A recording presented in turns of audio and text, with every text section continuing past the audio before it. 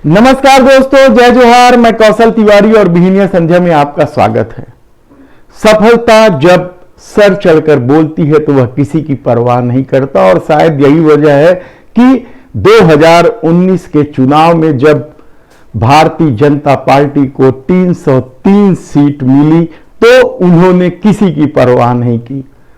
जो दल उन्हें 2 सीट से यहां तक का सफर तय करवाए थे, उन दलों की भी उन्हें न तो चिंता थी ना ही उनकी परवाह थी। सबको अपने में समेट लेने की कोशिश में मोदी सरकार ने क्या कुछ खेल नहीं किया, यह किसी से छिपा नहीं है। लोकतंत्र की कैसी धज्जियां उड़ी, संविधान को किस तरीके से अपने जूते नोक पर रखा गया और किस तरीके से विरोधियों को या विरोध के स्वर को कुचलने की कोशिश इस दौर में हुई, वह किसी से छिपा नहीं है।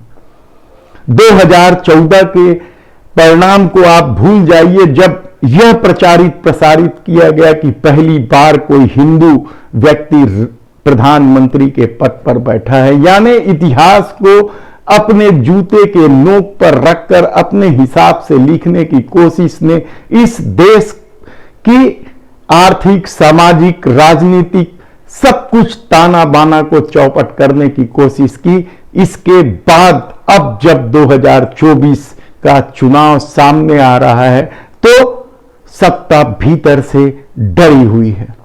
यह हम इसलिए दावे के साथ कह रहे हैं क्योंकि जिस राजनीति को 2019 में देश के प्रधानमंत्री नरेंद्र मोदी और देश के गृह मंत्री अमित शाह अपने ढंग से चला रहे थे, 303 सीट जीतकर वे सब कुछ अपने को सबसे बड़ा समझ रहे थे। तब अब सवाल यह है कि आखिर छोटे दलों की आवश्यकता अब क्यों पड़ रही है।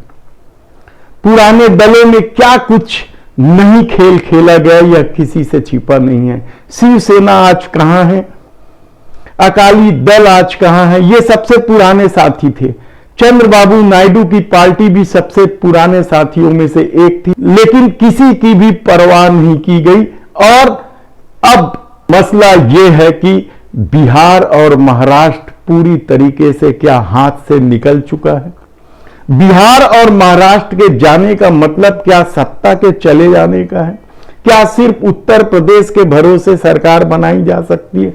ऐसे कितने ही सवाल इस दौर में उठा सकते हैं। लेकिन इस दौर में जिस तरीके का खेल खेला गया, आप याद कीजिए कि महाराष्ट्र में सरकार क्यों नहीं बनी। सिर्फ इसलिए कि भारतीय जनता पार्टी मुख्यमंत्री से कम पर समझौता करना नहीं चाहती थी। लेकिन आज क्या कर रही है? बिहार में सरकारें क्यों गई, यह भी किसी से छिपा नहीं है।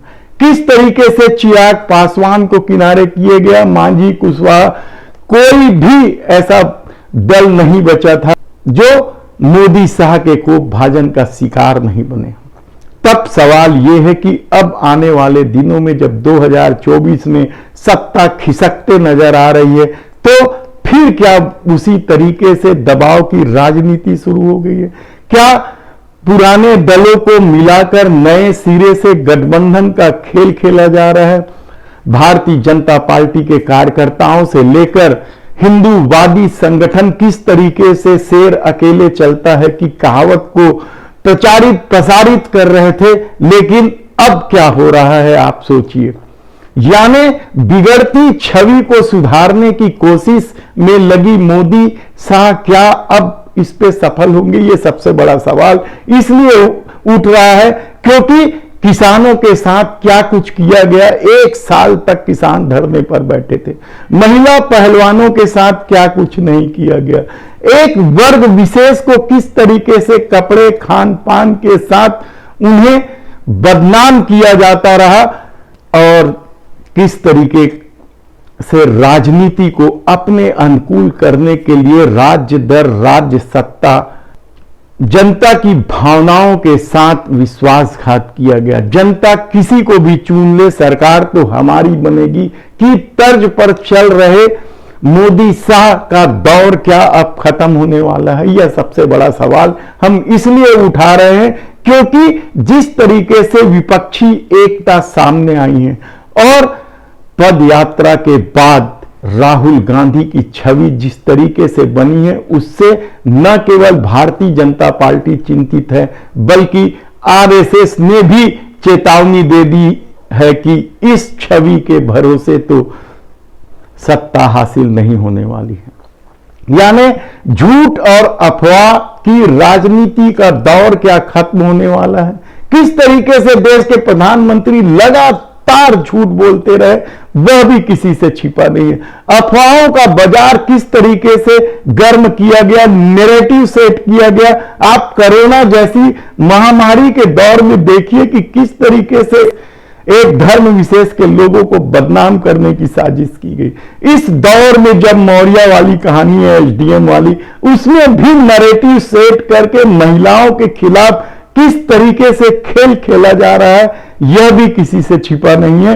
तब क्या संघ की चिंता इस कदर बढ़ गई है कि उसे लग रहा है कि 2024 में यदि भारतीय जनता पार्टी की सरकार नहीं आएगी तो भाजपा से ज्यादा मुसीबत का सामना संघ को करना पड़ेगा? यकीनन, क्योंकि इस दौर में जिस तरीके से कट्टरपंथियों ने विभाजन की रेखा खींची है, उसमें सबसे ज्यादा प्रभावित यदि कोई होने वाला है तो वह राष्ट्रीय स्वयंसेवक संघ होने वाला है, क्योंकि उसकी खामोशी ने ही मोदी शाह को मनमानी करने का मौका दिया। तो गलत नहीं होगा।